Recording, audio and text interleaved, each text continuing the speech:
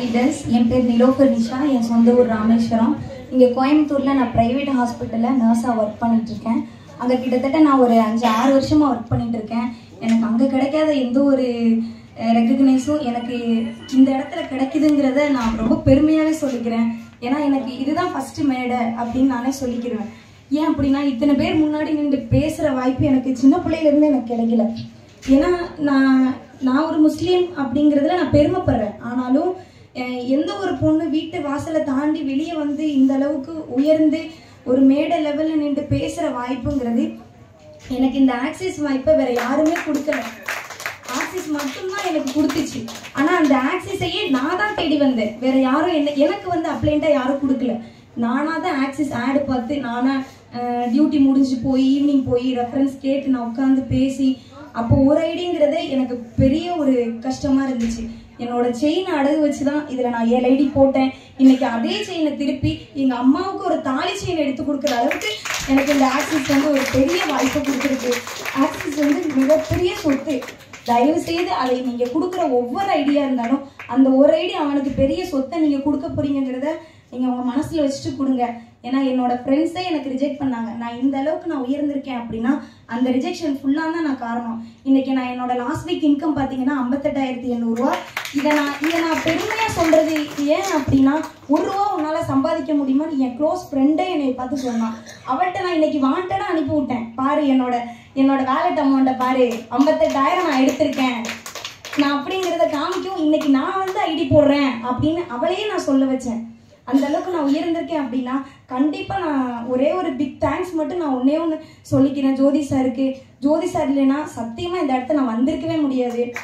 என்னோட டியூட்டி டைம்ஸ்லேயும் சரி, எந்த ஒரு இக்கட்டான சூழ்நிலைனாலும் சரி, எத்தனையோ தடவை இந்த ஆக்சிஸ் வாய்ப்பை விட்டு போகிற அளவுக்கு எனக்கு ரொம்ப ஸ்ட்ரகிள்ஸ் எல்லாம் வந்துச்சு. அப்போல்லாம் உங்கள் கூட நான் இருக்கேம்மா, இதை எடுத்து நீங்கள் பண்ணுங்க, எத்தனை மணி ஆனாலும் 12-1 மணிக்கெல்லாம் கால் பண்ணி, சார் எனக்கு ஹோப் விடுற மாதிரி இருக்குது சார், வீட்டில் இவ்வளோ பிரச்சனை, என்ன சொன்னாலும் சரி, உங்களோட லீடர் மட்டும் உங்களை கரெக்டாக உங்களை கூட்டிகிட்டு போனாங்க அப்படின்னா அவங்க கையை பிடிச்சி நீங்கள் கண்ணை மூடிட்டு போகலாம், தப்பே இல்லை.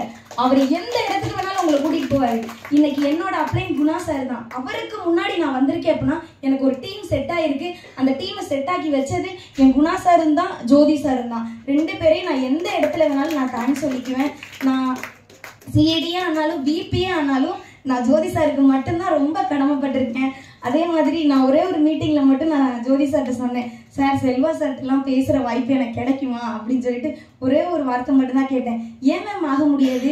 2 வாரம் 25,000 போடுங்க மேம், இடி போஸ்டிங் அடிங்க மேம், நான் உங்களை மேடையில் போய் கூப்பிட்டு உங்களுக்கு நான் மைக்கு கையில் கொடுத்து செல்வா சார்கிட்ட பேசுகிற அளவுக்கு வாய்ப்பு கொடுக்கேன்னு சொல்லிட்டு ஈடி அடிச்சு அன்னைக்கு நைட்டே செல்வா சார் எனக்கு கால் பண்ணி, அப்போ கூட நான் அந்த ஃபோனை எடுக்கல, டியூட்டி டைமில் இருக்கேன்னு சொல்லிட்டு, அப்போ கூட நான் ஃபோனை எடுக்கலைங்கிறத கூட அவங்க மென்ஷன் பண்ணல. மேம் நீங்கள் பிஸியாக இருந்தீங்கன்னு எனக்கு தெரிஞ்சிச்சு, அதனால நீங்கள் ஃப்ரீ ஆகிட்டு எனக்கு கால் பண்ணுங்க மேம்னு. அந்த பொலைட்டு வேற யார்கிட்ட இருக்குன்னு எனக்கு தெரியாது, சத்தியமாக எனக்கு தெரியாது.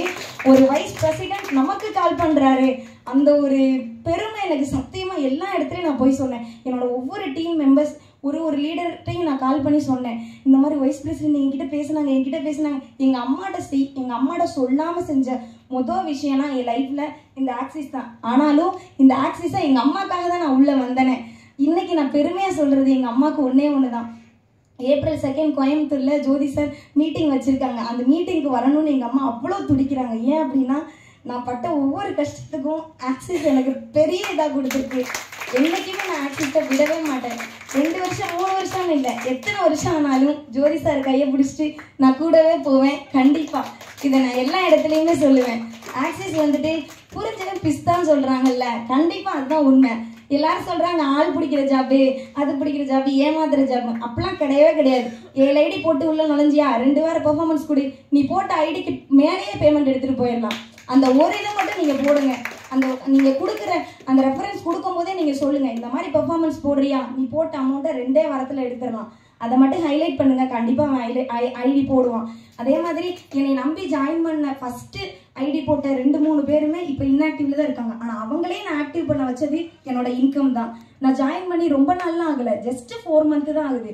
அதுலேயே நான் 1,40,000 எடுக்கிறேன் அப்படின்னா இதுக்கெல்லாம் காரணம் என்னோட விடாமுயற்சி ப்ளஸ் என்னோட டீம் ஒர்க்கு. என்னோட லீடர் கொடுத்த ஒவ்வொரு பிளானையுமே வீக்லி நான் அச்சீவ் பண்ணிடுவேன். 12 மணிக்கு சாருக்கு கால் பண்ணி நான் சொல்லுவேன், சார் நீங்கள் கொடுத்த பிளான் நான் அச்சீவ் பண்ணிட்டேன், இந்த வாரம் எனக்கு இன்கம் இவ்வளோ வந்துடல சார், இவ்வளோ வந்துடல சார். நான் ஒவ்வொரு தடவை எல்லா டவுட்டையுமே டீம் லீடர் ஆனாலும் சரி, எக்ஸிக்யூட்டிவ் டைரக்டர் ஆனாலும் சரி, என்னோட சாருக்கு அண்டரில் நான் இருக்கேங்கிறத நான் ரொம்ப பெருமையாகவே நினைக்கிறேன். கண்டிப்பாக தேங்க்ஸ் டு செல்வா சார், எல்லாருக்கும் நான் தேங்க் பண்ணிக்கிறேன். தேங்க்யூ.